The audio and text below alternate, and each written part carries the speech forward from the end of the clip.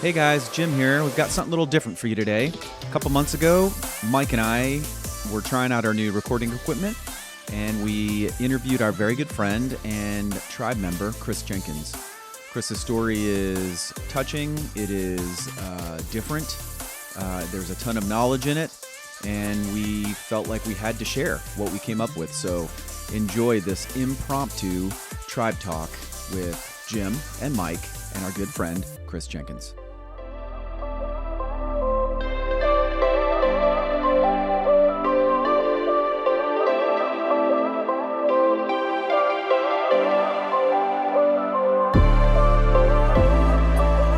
Hey guys, it's Jim with Mike. Welcome back to Tribe Talk. We got our good friend Chris Jenkins here.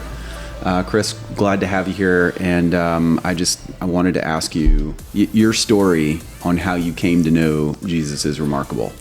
So go back to the beginning, if you don't mind, and just let inquiring minds know, how did you come to know this man that you love so much? Ooh, man, that was actually a long time ago. It was 47 years ago. It may even be longer than that.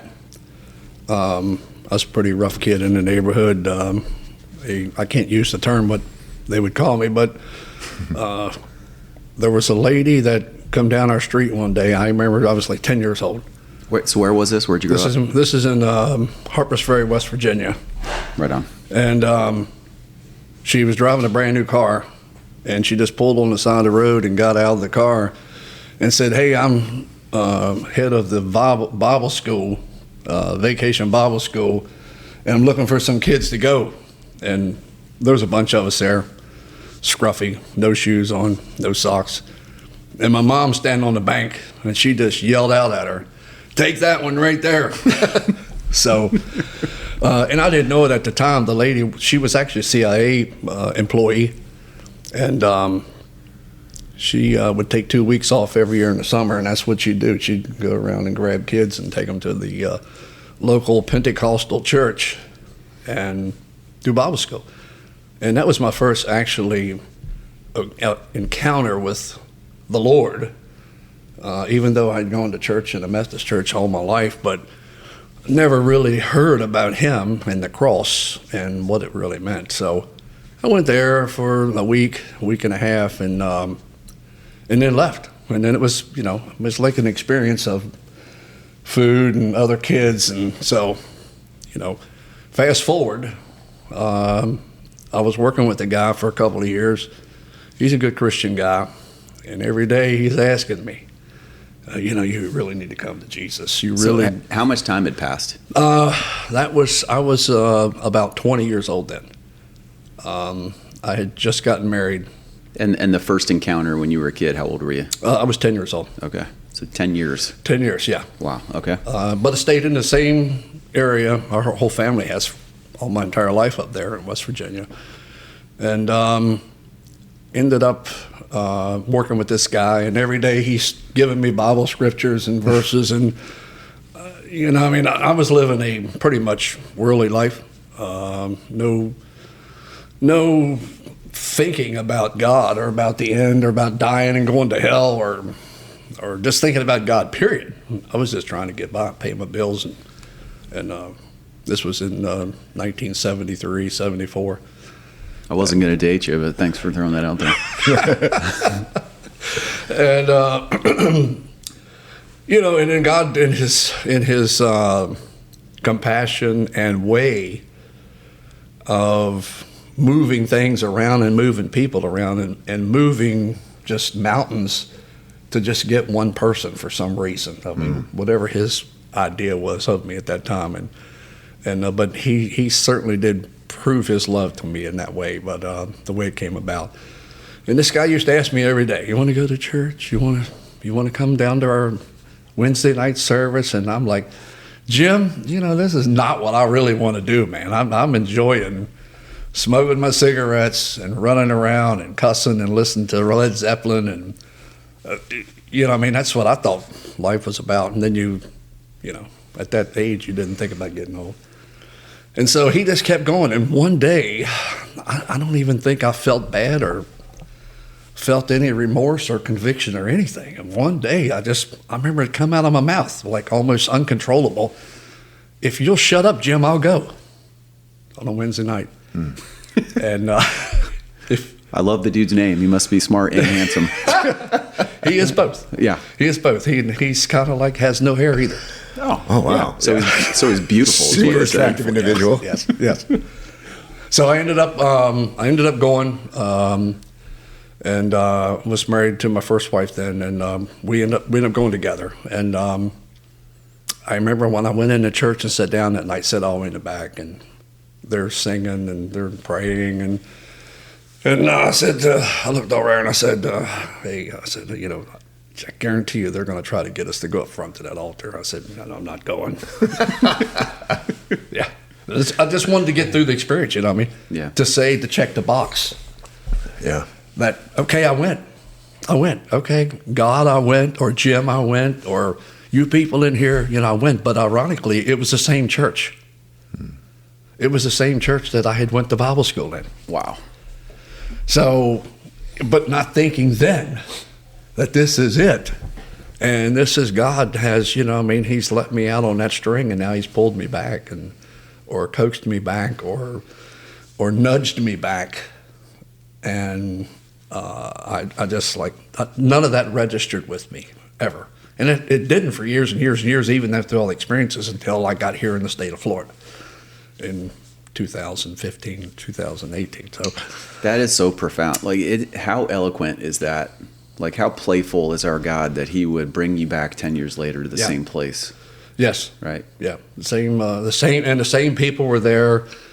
And they were waiting for you. They were waiting. They're actually, that Bible school leader, Virginia Hardy was her name, and she was there. And this woman had dedicated her life. She didn't get married till she was like 50 years old. She dedicated her life to God and the church and people getting saved and being a Christian woman. And pretty amazing person. And I remember at that point, they did a sermon. I don't remember what the sermon was about. But I remember they said, okay, we're going to pray. It's like 7:45, something like that. 8:45. And so I bowed my head. I was like, oh, man, I need a cigarette bad. I got to get out of here. I haven't had one for 2 hours. Yeah. And so I remember we bowed our heads, and somebody was up front praying, and they gave the altar call, If you don't know Jesus as your Lord and Savior, if he's never been in your heart and life, we're giving you the chance now. If you want to come to the altar, we'll come around and pray with you. And if you don't want to come to the altar, we'll come to your seat. And I'm like, oh, please get this over with, hurry up. And then my thought was, somebody's going to come around behind me and put their hand on my back. And sure enough, somebody did. And asked me, do you want to go to the altar? It's like, I said, I knew they were going to do that. But I had in my body, I just felt like I had absolutely no control over my senses and my physical being. And it just came out of my mouth and said, yes. And then I felt myself walking down the center of the church in front of all those people that I really didn't know, and they didn't know me. I mean, maybe they'd heard about me through family name, but... Well, this just dawned on me, too. Like 10 years prior, you literally had no choice. Correct. Your mom voluntold you to go into that place. She did. Wow, that's kind of poetic. She is, yes. And I remember in that time, when I went to Bible school there, they had you do crafts. And I remember this fish. We had to make a fish out of wood and copper and put like gills on it and lips on it of some kind. And I remember we did that as a group. And I think I won first place. Nice. So, and I kept it for years. But every time I would see that, by the way, over the years, it would remind me of Bible school. And the fish, what's a fish got to do with going to church? You know what I mean? Didn't dawn on me. But God was fishing me. Wow. Yeah. He was fishing me. And I mean, he was pulling a Peter on me, and I didn't know it. So if I don't mind, one of the things I'm just sitting here thinking about is I think we all look at you and you've been a construction worker for how many years? 52. 52 years. And I'm just remembering a time about, I don't know, maybe 5 years ago, something like that, where I had 2 really big trees. Remember, in my backyard? Yes, you did. And you had rented a lift and to help out in the neighborhood with some of the folks in your neighborhood that needed to take some trees down. You had some things too, and I said, "Hey, would you mind bringing that thing over here and help me take these trees down?" Yeah. And so anyway, you came over, and I remember thinking to myself, and I try to take care of myself fit wise and things like that, and we were cutting down these trees, and I was just trying to keep up with you. And how old were you at that time? 5 years ago? Give or take? 5 years ago, I was about 60. Yeah. So here you are, 60 years old, and just running circles around this young man, and That's a relative term. that's right. So this idea then of you being this very manly, hardcore, blue collar working guy, and have done that for, as you said, 40 some years.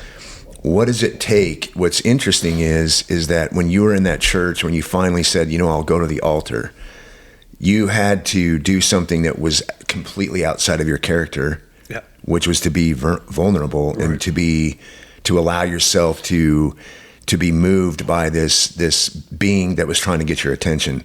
Tell me, what does it take for guys to do that? And maybe you didn't. Maybe you were still fighting that day, and you just gave in. That day, kind of subconsciously, and I didn't understand it, but I was so miserable.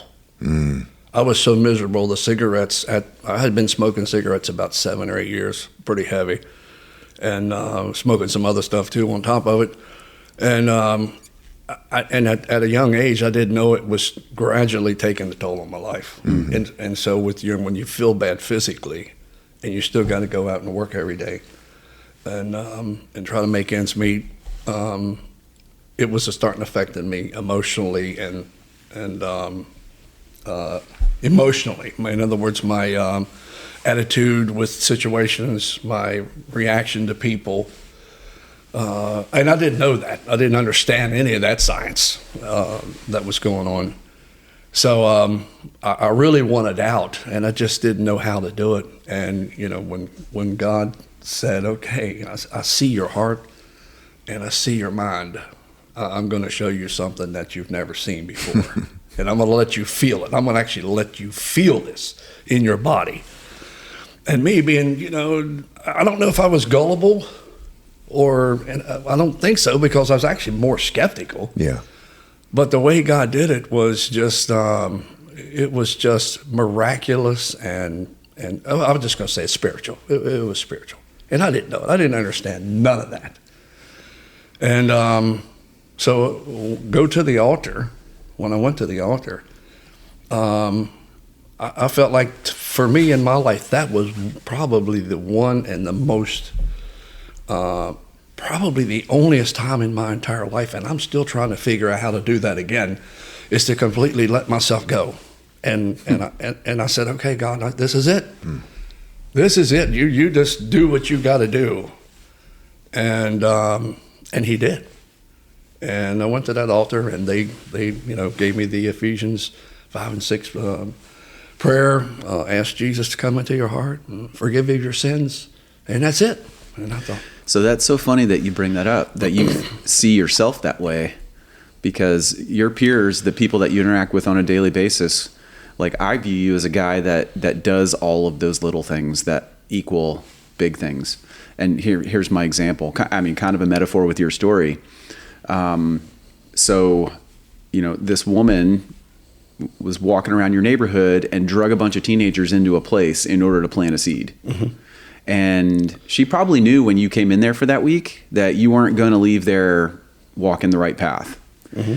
But that seed was planted for a 10-year journey that resulted in this place where you were able to submit. Mm-hmm. Yes. And then the Holy Spirit moved. That woman knew that she wasn't going to save you. Correct. And so for the person that's out there wondering, that's good. Do I do enough? Like, do I do enough for the kingdom? There's not a measurement for that. No. God calls us to take those little steps, and you're a guy that does that. So to hear you tell me that you're trying to get back to that place, it's almost comical. Would you agree, Mike? I agree. You know, the other thing I'm just sitting here thinking about is I've been doing some thinking and writing about the concept that all human beings have a worldview. We view the world in a certain way, and it's kind of interesting because in Christian community, we're kind of got this, at least what I've seen since I've been alive for the last 54 years, is there's this fear or this belief that, well, people will find out about Jesus because of the way I live, or I don't need to say anything, or I don't need to be preaching and proselytizing and, you know, all these different things. And she did none of that, right? But she had a worldview, and her worldview is that Jesus is what life is all about, period. And so she saw some kids, and she wasn't scared to share her worldview. She came forward and she said, hey, this kid's going to church. And then the impact that has on you, and she may, have you ever seen her since? Have you seen her since then? Yeah, it was a few times. There were some stories there, or some part of my history was there in that church afterwards, after I got saved there. Well, the big thing I'll just say is that she has no idea the impact that she had on an individual, and then that is how this gets paid forward, right? So this idea then she might never know, and she may never know, and then what you're doing now, and how your love of Christ and everything that you've done, and how that impacts other people. And so I think that's important for us all to understand is, number one, I don't care who you are. I don't care who you are. You have a worldview. You view the world through a certain lens. And if you view the world through a certain lens, why is it that Christians think that they have to keep their mouths shut? They should be the loudest people on the planet saying, Correct. This is how I think. And one of the things I tell my high school group that I meet with is that you don't necessarily have to be a biblical scholar to be able to talk about your worldview. You just say, hey, this is how I feel, this is what I think, and you can start by simply this way. This is how Christ has affected me in my life. And that's the whole idea. We just want to give it away. We don't have to be Bible scholars, right? And so that relationship with him is something that we grow in all the time, and we continue to grow in through our whole lives. And again, it's just it's don't hide your worldview. Correct. And she didn't do that, and it's changed your life. Right, it did. Yeah. Well, the other part of that too is, like, she didn't browbeat anybody, No. but she wasn't afraid to speak up. No. That's right. Like there is, I don't know, balance, is there a happy medium? I think we need to be bold in proclaiming who we are and what we believe, but it doesn't have to come at the expense of damaging relationships. Correct. So have you applied those lessons to your life? Is that something that you can relate to? Well, to continue the story a little bit, that lady, and I didn't think about that until we were just talking about this. She had never been married in the church, and her brother. I mean, it's interesting the contrast. She was about 5'4". Her brother, her younger brother, was 6'6", 320 pounds. Jeez. A mountain of a guy with a heart twice as big. Yeah. And just an amazing guy. He was actually one of my mentors when I first got saved in church. So she goes on in life. The crazy thing is, I was working in construction. We were always hiring people. There was a guy, a jockey, a retired jockey from the racetrack there in Charlestown. Weighed about 110 pounds. He did. 4'10". 4'10", bald. Yeah, good-looking guy. Handsome then. Yeah, he was a good guy. But he was an Italian guy, and he struggled with speech. He came to church and got saved. Well, he needed the job. So I hired him. So he was working for me, knew nothing about the Bible, knew nothing about Jesus, knew nothing, but he got saved the same way I did. And so he goes to work for me. So every day we're talking about Jesus, talking about Scripture, talking about God. Him and her ended up getting married. Wow. I didn't think about that until just a few minutes ago. They got married. He worked for me for a couple of years, and then he got out. He got a less physical job because he had a bad back. He'd been thrown off the horse so many times in horse racing. So, but they got married and they stayed married. He just died about 2-3 years ago. That is crazy. It is crazy, but knowing that church that I went to, and I'm probably going to say something that I don't know of anybody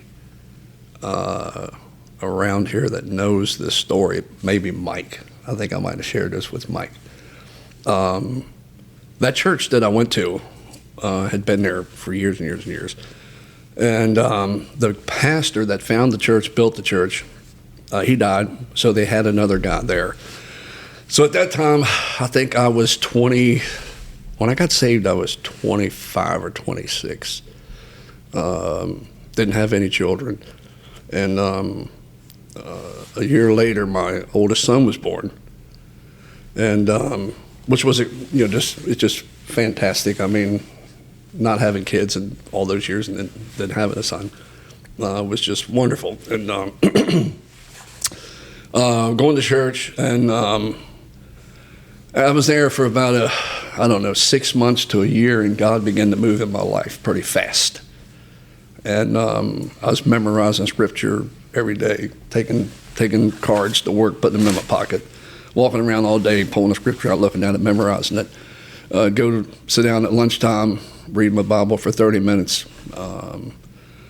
And I'd go off in the corner and pray, and really asking God, okay, so you brought me with this journey, and what do you want me to do with it? And so I got to a point where they let me do young men Sunday school teaching. And so I was, not knowing, I didn't know what I was doing. I just threw it out there. Okay, I want to do something, Lord.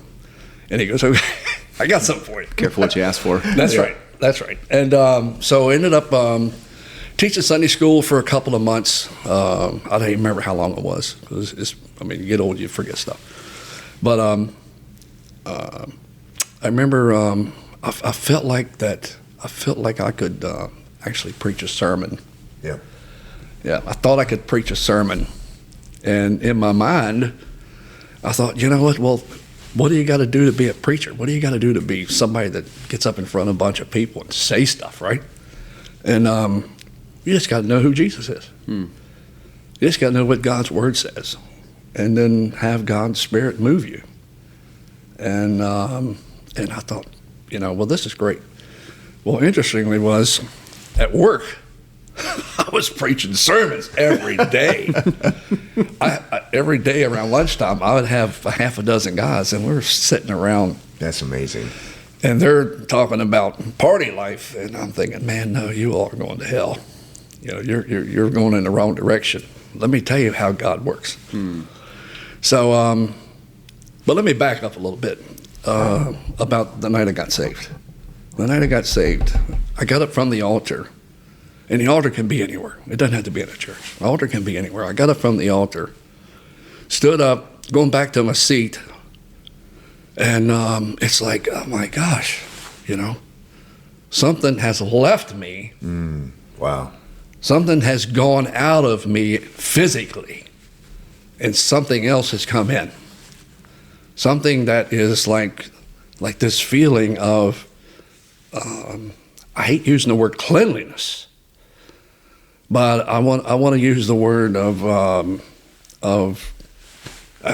electric, like a shock, but not not feeling that physical shock, but it's like an awakening of some kind. And so we got in the truck to go home, and I remember for me, my biggest pet peeve was I had noticed that the cigarettes were making me feel so bad.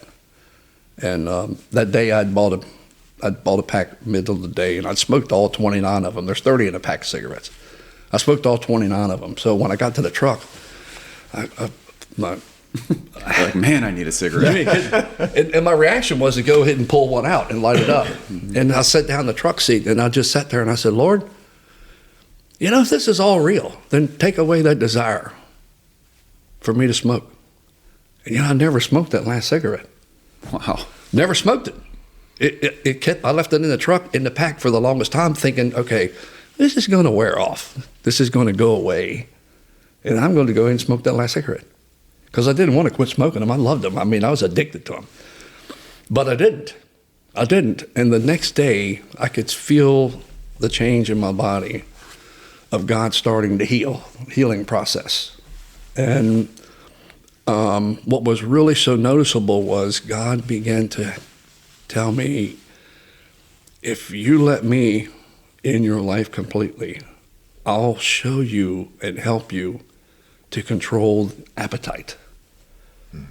Appetite and desire, which yours have been in the wrong direction. I'm going to help you and show you what my intention was for mankind. Wow. See, now that's crazy. Anyway, sorry, I'm trying to let you go. Go ahead. So this was on a Wednesday night. When we left the church, they said, hey, Friday night, we're going to hand out tracts on the street corner in the town.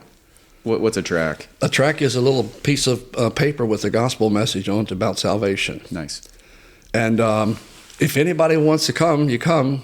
And they asked me specifically, will you like to come and do it? And I'm like, yeah, right in town, people that know me, that know who I am.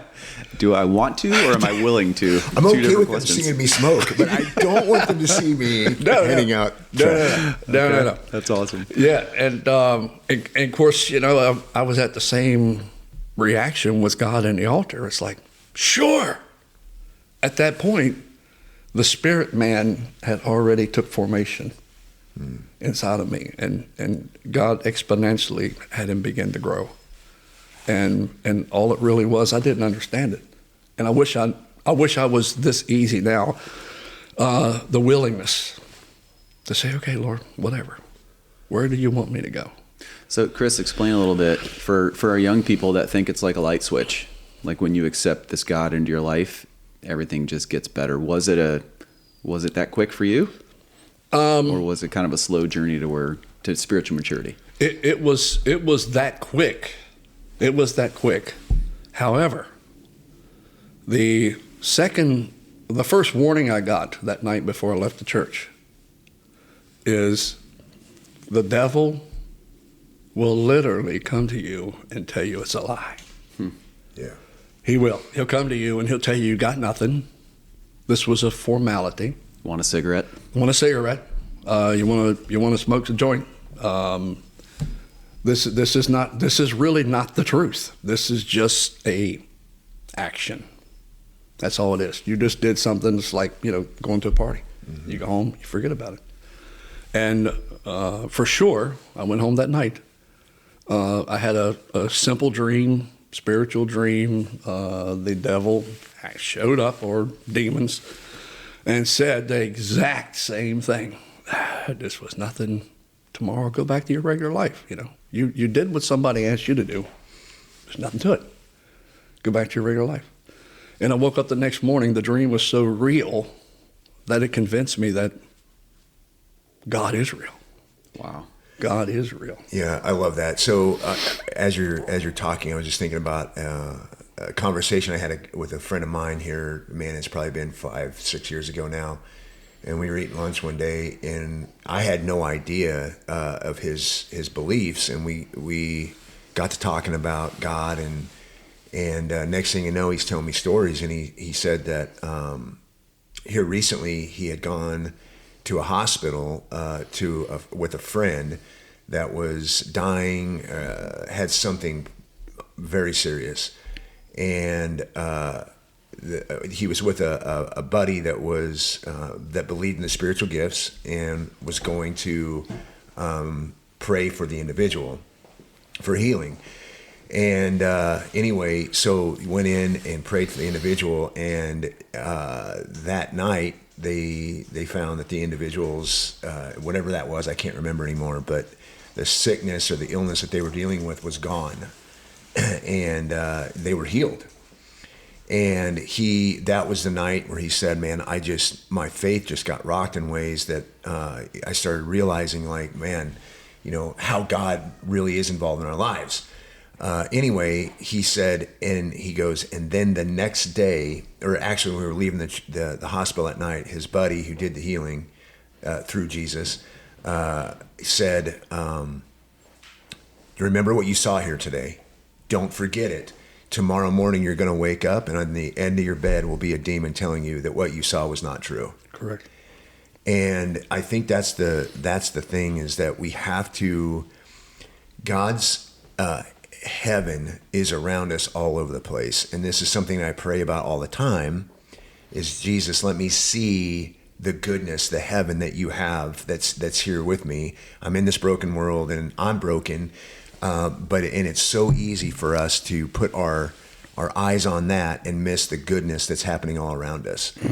And so that goes back. I mean, we do have an enemy that is doing everything he possibly can to get us looking in the wrong direction. Correct. And I think that's pretty powerful, because the same thing kind of happened to you. Mm-hmm. Yeah. Think about our sin nature too. I mean, what do we do just in our homes? We walk around and we see all the ways our families fail us. Yep. And that's like 1% of the time they do something that lets you down. Yeah. And that small feeling will outweigh the 99% of the time that they are your champion. Yeah. Yes. And the way that they bless you. Right. It's so true. Yeah. And that's what the devil wants you to hear. Yep. That's what he wants you to hear. Yep. Yeah. So we went there went to that church for a few years, and I fell in love with the people. There was a couple of there was the pastor of the church then was a guy named Joe Fraley, he's dead now. There was another guy there that would preach occasionally named Frankie James, and just an awesome guy, loves God's word. I mean, he's working for the railroad. He was buying Bibles by the box. And that was his thing, was to give away Bibles. And he was sending them around the world from his house at his expense. Wow. And what I learned from that guy was, above everything else and anything else, he said, you trust God's word. He says, never put your eyes on man. He said, don't watch me, don't watch another preacher. He said, don't watch people's lives. He says, above everything else, you keep your eyes on Jesus Christ. And how you do that is you do that through his word. And that is the foundation that will uphold you while you walk this life through the temptation to sin. God will sustain you, and he'll uphold you. He'll feed you, and he'll give you water. And I didn't understand a single bit of that. To me, that was foreign language. Yeah. It's like somebody trying to can you repeat back to me this Chinese paragraph? Yep. And so the piece of information I took from that was, okay, well, where do you want me to start reading? And they said New Testament. So I started reading the New Testament over and over and over, memorizing it. And I had a few people were telling me at that time, the Old Testament is just stories and history. And I got, okay, so what's the point? And I went for a few years, would read it occasionally when the reference Bible would take me back there. But then I got hooked on the stories and the people that were there in the Old Testament and their lives and how God did things in their lives, the small snapshots, family photos that I was reading, and I was putting all these pictures together in the Old Testament, like Elijah, David, Samuel, Gideon, you know what I mean? I'd read their stories, and I'd put these pictures together in my mind and in my head, what they did, some of it miraculous, but to see their actual lifestyle. And, that's the part that I would insert to myself. And I'd make up these stories in my mind of what was going on, like Enoch, the story about Enoch, how he walked with God. There's got to be a different story than God just going down there and saying, okay, I like you, you're out of here. There had to be a relationship and a time of walking, Like, I'm sure if Enoch was walking with God every day, at times he wanted to stop and say, no, I don't want to go. No, I don't want to. Yeah, for sure. I don't like what you're saying. I'm afraid of that, or I don't understand that. So and where we live today, we got to be. Everything has to make sense to us for some reason. We think that's the way life works. That everything has to, fall into place. And if it doesn't add up mathematically, or if it doesn't add up psychologically, I don't want nothing to do with it. And that has put us at a distance with God, even as Christians. And or if things aren't going just exactly right, like you said, Jim, in the family, in the house, all right, well, I'm not going to church this week. Yep. Because it ain't working. I'm not going to marriage counseling class because it ain't working. That's just not true. And We call some of that paralysis by analysis. that's right. That's exactly right. So me being the dumb guy that I am in throughout life, I just go to work every day in the heat, in the cold. Come home with wet boots, scuffed up hands, scratches on my back from climbing around, falling around, and just do that every day at work. But you get up the very next morning with clean clothes on and Band-Aids on, you go right back and do it. Well, why not have that mentality with God? Yeah. Yeah. So I've been really thinking a lot about this here recently, is that there was a time in my life where I thought, man, if I can just get my relationship right with Jesus, then suddenly this idea of suffering and I'll always be happy. Everything's going to be great. Yeah, and hunky-dory. Yeah, everything's going to be hunky-dory. But the reality is we're still living in a broken world. So you're also a former power lifter. That's right. And so this is, I have a lot of experience in background professionally and so forth in, training people and everything like that as a strength conditioning coach. And one of the things I say a lot is that training when we train individuals in the sporting world or in the military world, we're actually getting ready to step into an environment. And the idea is when I want, as your coach, I want to first of all, I have to understand what the environment looks like so that I can then start training the potential that you have inside of you, physiologically speaking. And not all environments have the same physiology. Correct. So they're all different. But my point of all this is that when we train individuals, I have literally, when I say literally, I mean literally, I have seen blood, sweat, and tears come from the individuals that I've trained. So in other words, when we're preparing in sport or whatever it is, there is always discomfort. There's suffering. Mm-hmm. Mm-hmm. So what I guess the thing for me is that the world we live in has suffering in it and things of that nature.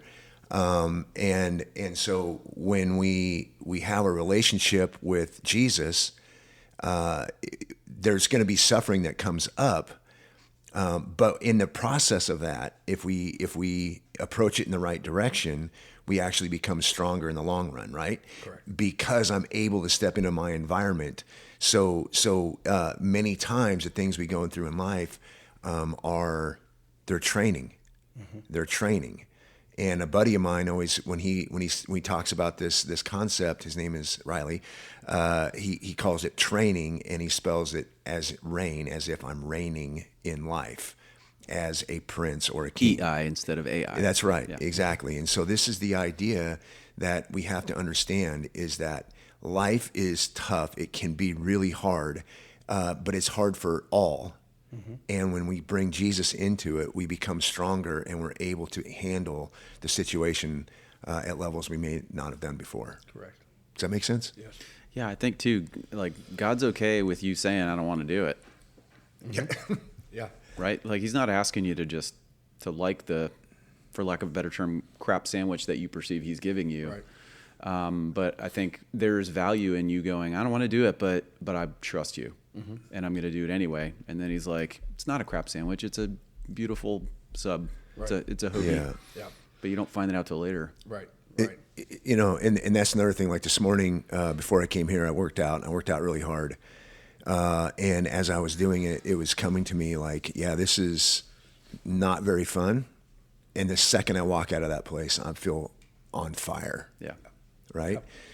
So that's a physical training, but we can do the same thing spiritually. We can do the same thing mental. And sometimes it means that we have to step away from the cigarettes, right? We have to, and the smoke and the illegal drugs. We have to step away from that sometime and step into this new way. And when we do that, we realize, man, it's pretty cool over here. It is. Yeah. God, He moved in my life so quick. At that time, I was struggling with money, wasn't making enough. It was really the bottom line. I remember one time in 1979, there was a economic financial crisis here in America, and I was working in Washington, D.C. I was building a school in Rockville, Maryland. And I remember our boss came out. I just started to get myself, feet under myself for money. And he came out and said, guys, look, this is happening. I don't know if you've been hearing about it, but we've got to make a 10% cut in overall salaries in the company because of the economic turndown with work. And we didn't understand it. We were just getting it from our boss. And so what I was making by the hour, I think at that time might have been $12 an hour, which is not a lot of money. That's like poverty level now. But he said, if you're making $12 an hour, 10% of it is coming off per hour. But the production and the work, you can either quit or you can keep your job, just do it for less money. So I had to take a step back. At that time, I had my oldest son was born. He was born in '79. And I thought, oh my gosh, I was renting a house. And I was just struggling to make the rent then. And so it's like, getting saved and giving my heart to the Lord, God eased this in on me. He did. He just was so patient and so generous and kind to me that because I think in myself, I'm the kind of guy that I like results. I mean, that's what my work is. And you do stuff by the book, and it turns out here's what it's supposed to look like when you're done. Here's how it's supposed to work when you're done. Boom, it does. Okay, so with God, I was like, I had that same mentality. Now, God didn't give me a life of Job. For 3 years, your skin starts to melt off. You lose your family, your house, your kids, your money. He didn't give me that. But he said, look, I'm going to test your character. He didn't tell me that. But it took me blindsided to learn that. I'm going to test, if you're going to be called by my name, I want you to know that wherever you're at and whatever you're doing, you're exemplifying me. And so, for me to look at that and say, well, okay, well, some of my guys were saying, okay, well, I'm going to take all the company tools home and sell them. Wow. That's what they were going to do. I'm going to take stuff off the job and sell it. Now, I got to have my money. And but what they were doing was saying, my self-worth has been hurt. And I just very quickly looked at life and said, my gosh, I'm married, I got rent, I got a kid. He's in diapers. He's drinking milk. Like, oh, well, okay. Take the money. Can I work Saturdays? Can I work 10-hour days to make it up? And of course, that did happen with the economic situation. So, and then that's what happened, But God let me down very, very slowly to say, okay, there's a reason behind this. And He says, you don't know it right now, because at that time, I didn't know I was going to have, what was on the horizon for me was another child a couple of years later, and then divorce.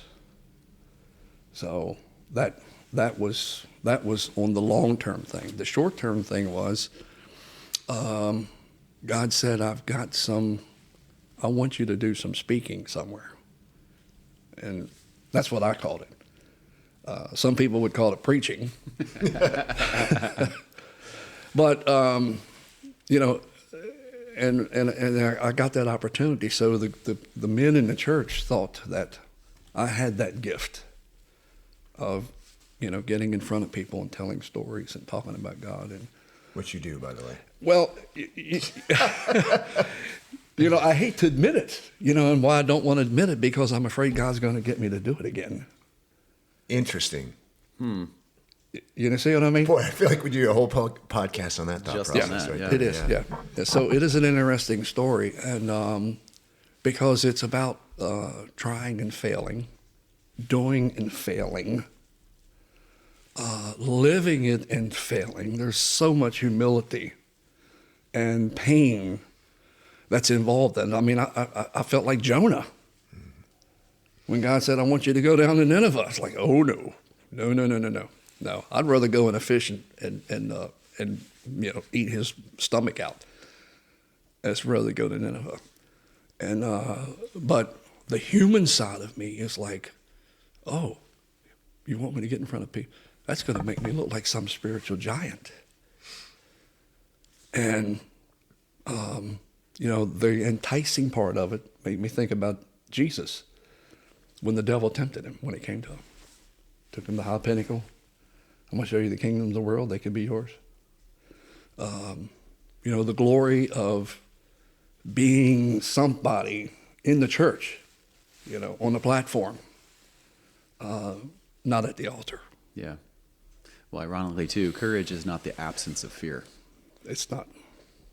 It's Yeah. doing what you're supposed to do Correct. in the presence of fear. Correct. Yeah. Yeah. And I remember the first speaking engagement that I had was in that church there.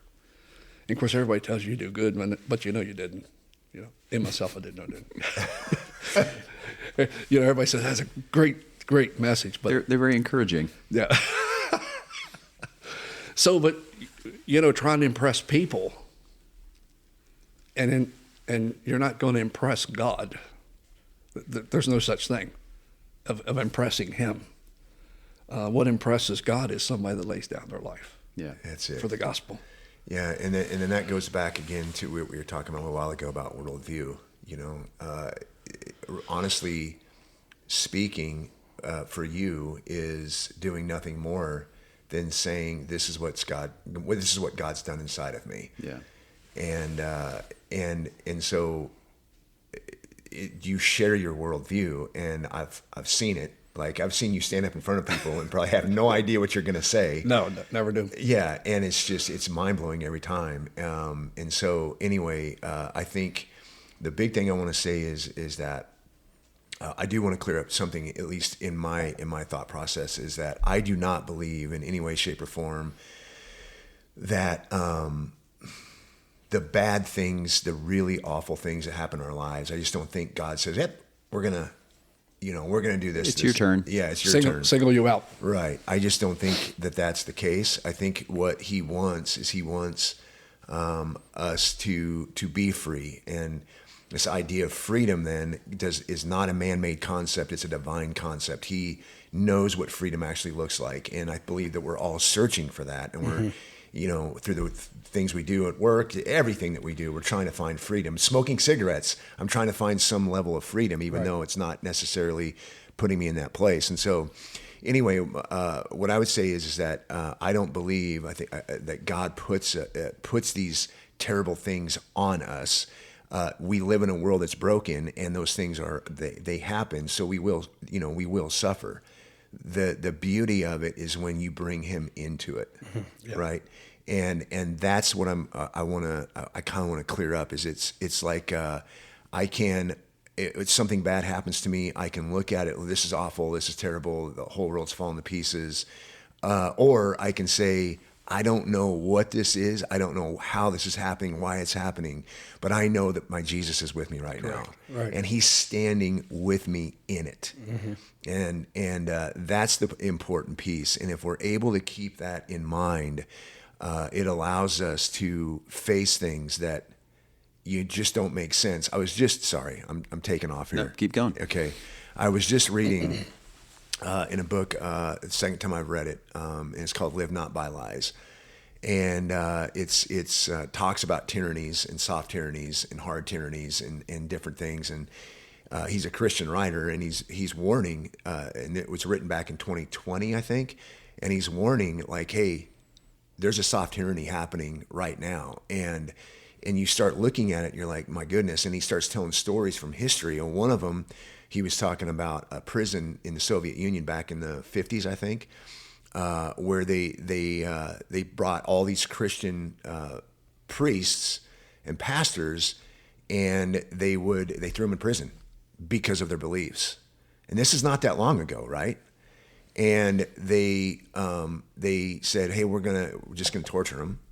So what they would do is one of the things they did was they made them get behind sleds and push these sleds forever, all day long. They would just push these sleds. And I'm thinking about these weak men that are armed, and they're trying to get control of these other human beings in a way that's just tyrannical, obviously. Mm-hmm. And they're pushing these sleds all day long, and then they push them all the way to the side of this lake, and these men pull their guns out, take the rounds out, and put one round in to make a big thing of it, to show everybody this is what I'm doing, and then put the gun up to the first, and they got all the pastors are in a line, one right after the other. Okay, they're in a straight line, and he puts the gun up to their head and says, do you believe that Jesus Christ is who he says he is, and do you give your heart to him? Or is he fake? And the man in front said, he's real and he's my savior. Boom, shot him. Then the next one. So makes a big deal out of it, puts a round in the chamber, walks up to the next guy, puts it up to his head, says, do you believe? Same question. Yes, I believe. Bam, dead. And I think about that like,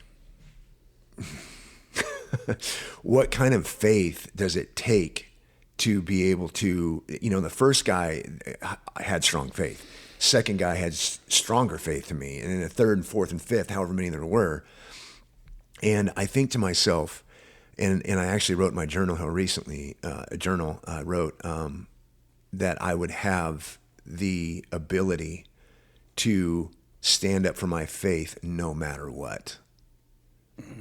And then that gets to this point of what I'm thinking of is, do I have the faith if I'm standing in a line like that to say, no, I believe in you, Jesus, I believe in you, and I'm willing to stand here and take that bullet because of my beliefs, because I have to stand by you, because this life is just getting me to the next one, and the next one's when I'm standing right with you. Mm-hmm. And for eternity. And right. It's such a, man, it's just, there's so many lessons there. I don't even know where to start. But the point is like, well, that's an extreme example. That's an extreme example. But take that to any choice in your life. Correct. Yep. Like, do you believe, even second one for you, Chris, to go back to your original story, do you believe that what you just claimed at the altar was true? Yes, I do. Mm-hmm. Don't need to smoke that cigarette ever again. Correct. Yeah. That's it. Yeah. Right? It doesn't seem as extreme, but it is. Mm-hmm. Like right. it's the same kind of a story. Right. Mm-hmm. Right. And then getting up from the altar and then going on with the rest of your life, of course, God knows how it works out. God knows the decisions we make and the comments that we make. God knows, he knows how your relationship evolves with him. And then God knows how other people accept or reject what you are preaching or what you are living. Mm-hmm. I remember my mom, when I told her, hey, I went to church and got saved, Mom. Which, and I never told her this. I should have. And it's your fault. Yep, that's you right. pushed me in that car, Mom. Yeah. And but Mom said, guilty. Yeah. Mom said, well, that's good, but don't try to save me. Mm-hmm. That's what my mom told me. That's crazy. Yeah, she said, don't try to save me, because the Methodist Church didn't necessarily preach salvation. It may have, but Mom's belief in the Methodist Church growing up was, you just be a good person. Yeah. Try not to steal, try not to kill, but your thoughts and your heart are destroying your own life. And Mom didn't, Mom didn't get that part of it. I was a different person. Yeah. And mom, it took her years to recognize that this was Jesus in me. It wasn't me. It was no longer me. I was her. I was her. That's why she sent me in the car with the guy. She was sending a piece of herself in the car with that lady to go get saved.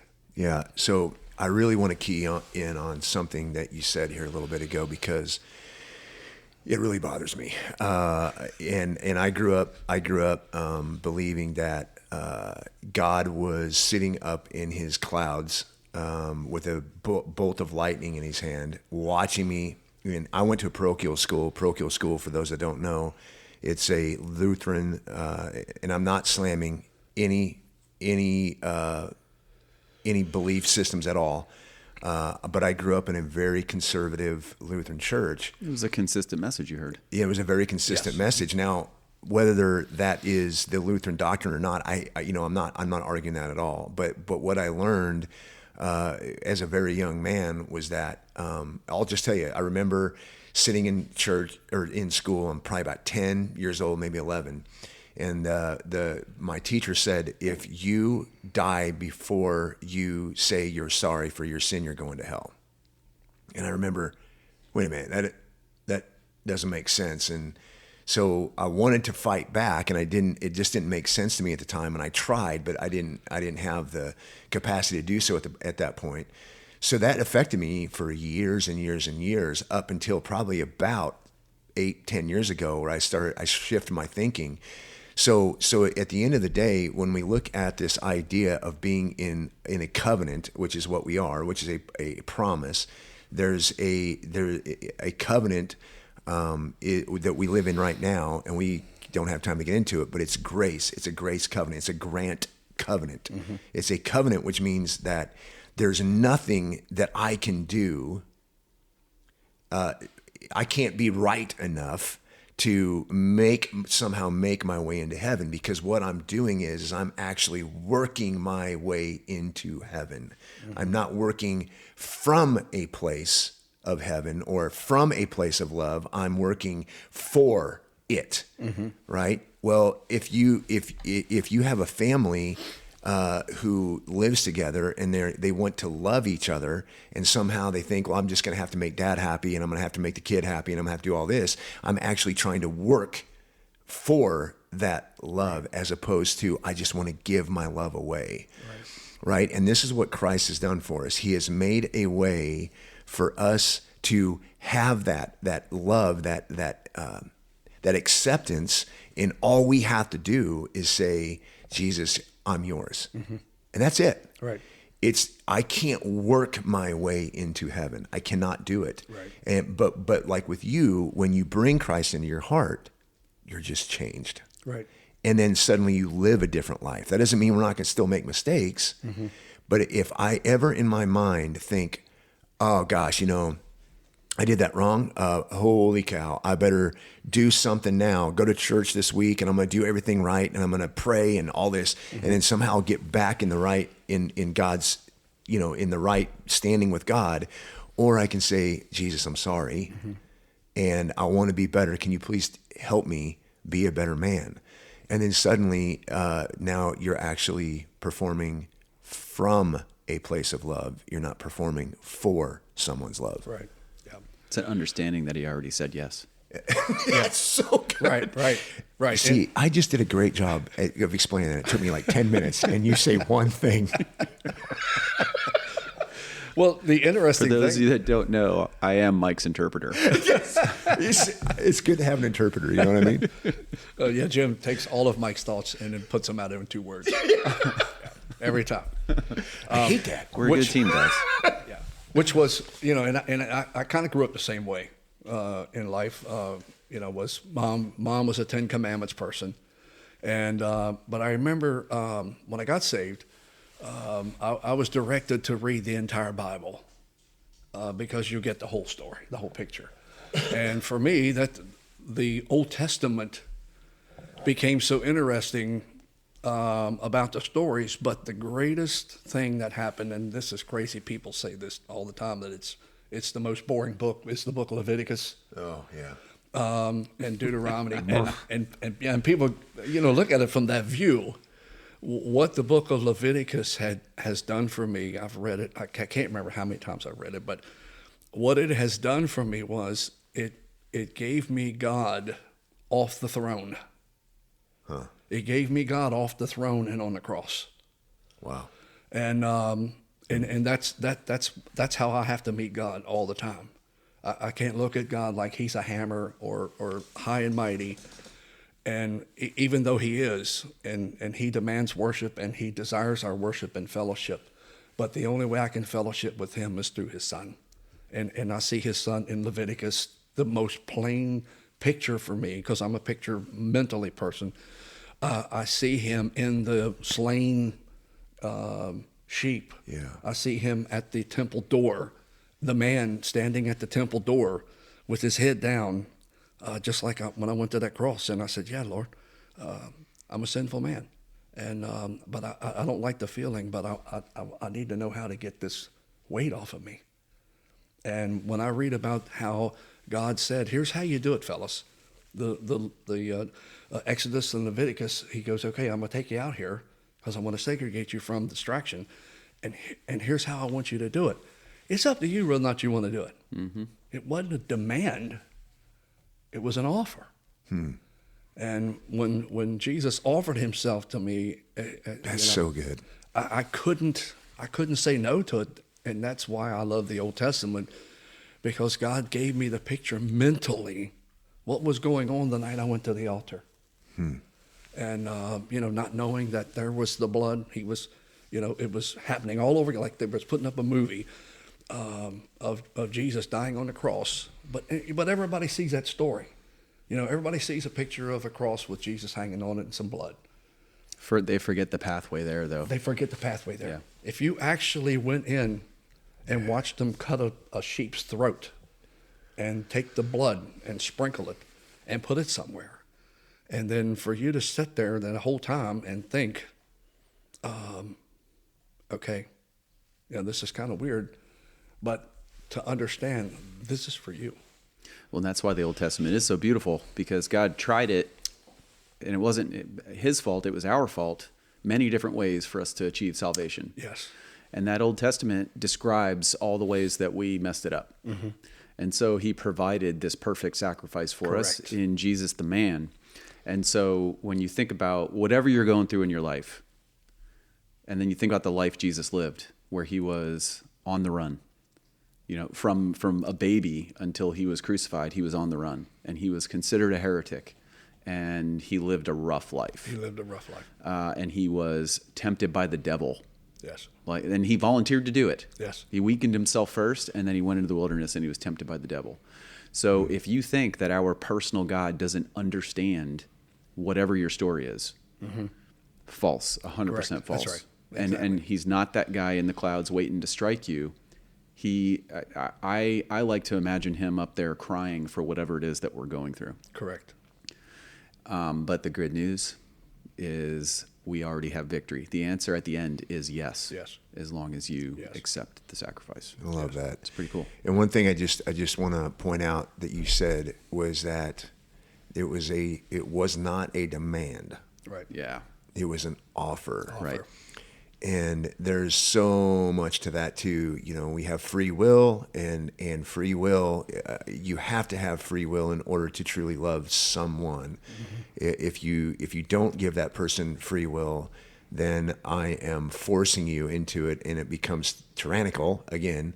So that's what I love about what you said, is that it wasn't a demand. He was just offering something. Yes. And that captures Jesus, man. It does. It just really captures who he is. He wants to, okay, this is getting me wound up. So that just goes back to the truth, the way, and the life. What's he offering? He's not demanding anything of you. He's just offering. It's an opportunity. Yeah, that's right. He's offering life. Right. And so this idea of suffering, this idea of the good things we have in life, because there's a lot of amazing things, but there's times we have trouble and all of that. But in the end, the key is always, look, the offer is still here. I'm here, right, and I can help you get through this, and I'm standing here with you. Thank God. Yeah, thank God. Yeah, because Literally. God's not like the Shark Tank. where you got the gods of money, Yeah. and then you walk in the door, That's good. and you have an offer to make to them. Yeah, a counter. A counter, right. And, but with God, he's just like saying, okay, here I am. Here is something that you can't even begin to imagine in your mind because it's not in your mind to understand how good it is. Yeah. All I'm telling you is I'm the door. I'm the way, the truth, and the life. That's good. And Awesome. for us to just say, yes, God is, and I think at that point, the angels around the throne are rejoicing so loud over that one sheep that was lost that Jesus goes out and gets and brings back. There is such rejoicing that goes on. That's why the story of Stephen is so, interesting and powerful because of, him saying, okay, I'm going to lay down my life. I mean, it's an ugly story if you really look at the newspaper pictures or you look at the, how they wronged the guy 100%. I mean, it would be unheard of today. But in biblical times, it was like, okay, this is no big deal. This guy's wrong. He's starting trouble. Get him out of here. And but what God saw was an amazing person that was willing to, completely, like you said about the guys before that were being shot, lay down your life for Jesus. To stand no matter what for your view of the world. Yeah. And That's awesome. If the world wants to kneel you, put you on your feet, lay you on your stomach, let the world do that. Yeah. In a sense. And I think at some point in our Christian lives, we, from some of the stuff that's out there on the market, because people want to feel like we have power and we have, that we can't be humbled. I feel like God is saying, okay, you want to be embarrassed? Go ahead, because I'm getting joy out of it. Nice. You know what I mean? I remember when I got saved that week, the first time I went out and handed out tracts. God's Spirit was on me so strong, and I didn't know it. I was so ignorant, of what was going on. But it was a feeling like I had just won the $4 billion lottery. That was the emotion that I was feeling. We go out on the street corner, and this is at Christmas time. Or no, it wasn't Christmas time. It was in March. But it was in spring, and people were starting to get out and go shopping. But there was a lot of people out, and I'm handing out tracts to people, and some were taken and some weren't. I mean, you're talking in the 70s, right? I mean, people were a little bit different than they are now. I remember I was seeing my friends drive down the middle of the street in the town. Charlestown was a one-horse town. No stoplights, right? But people had to drive slow because people would just walk across the street. I remember I was seeing some of my friends, and I was running up to their car and handing them a gospel tract and saying, Jesus loves you.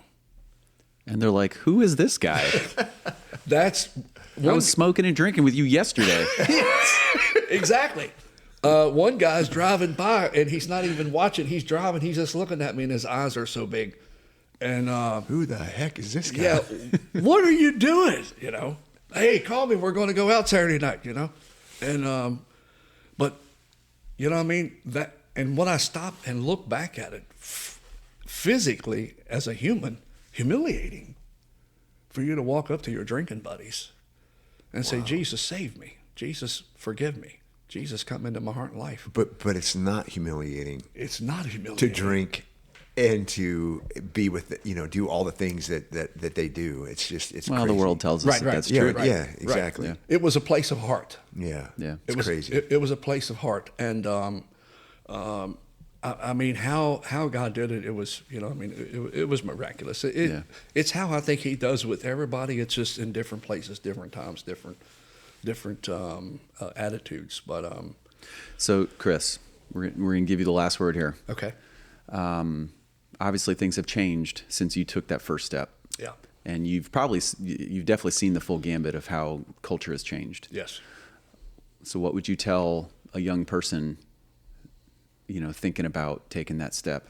What advice would you give them for how they can do that in today's culture? In today's culture, for me, is first of all, pray. however you want to do it. I think when we did the infill with Jeremy, how you want to do it, close your eyes and pray and ask for God to reveal himself to you. And then just look at the scripture. And if you're serious about wanting to create a walk with God or begin a walk with God, or you want God to come into your life, just ask him to show you. And maybe find somebody that that might be a Christian or that has good character that would help mentor you. But sometimes, because my kids, I have a really, really history with my children, my sons, and they went through some hard stuff, and I went through it with them. And me, what I felt and how God did me, I wanted to pour that and dump that on them like a dump truck. And they're like, "God, no, I'm having that, Dad." No, that's not what I want. And I'm thinking, okay, well then you're gonna go through stuff, dude. And if you go through it without the Lord, you might not make it. You may end up in hell. And I didn't want to scare them, and I didn't really say that to them, but in my mind, that's what I'm thinking. So I was trying to throw up all these guardrails and all these bumpers and so forth and so on, and like, don't do that. And it was very, very difficult to pull back and say to myself, God, I don't remember somebody being around me telling me nonstop, don't do this, don't do that. You're going to go to hell. I heard people tell me I was going to go to hell for what I was doing, but they didn't understand God's judgment. I didn't understand it. And the relationship that you can have with a God, the only God, is out there waiting. And if you've looked at your relationships with people and they're not satisfying, I would say search him. He says that if you seek me, you will be found. I will be found of you. If you seek me, if you call on me, he said, I will answer. Beautiful. Yeah. Thanks, buddy. Yes, sir. That was awesome. That was great. Yeah. All right. Well, guys, tune in next time. Once again, this guy over here just completely blew us away. Again. Yeah. And I will say, truth be told, everyone listening, we signed on to test some new equipment, and we got pure gold from a guy that doesn't like to stand up and share a story. So thank you for your faith and your willingness to share. We love you, buddy. Okay. We do. Yeah. All right. There are so many stories about God and in my life that, being here in Florida is a story. Oh, yeah. Everything is a story. We're going to hit you up again. Yeah, we'll have to start that one next time. Yeah. Yeah. Yes. So, All right. Well, love you guys. love you guys too. Jim and Mike with Chris signing off. See you guys. See you next time. Bye-bye.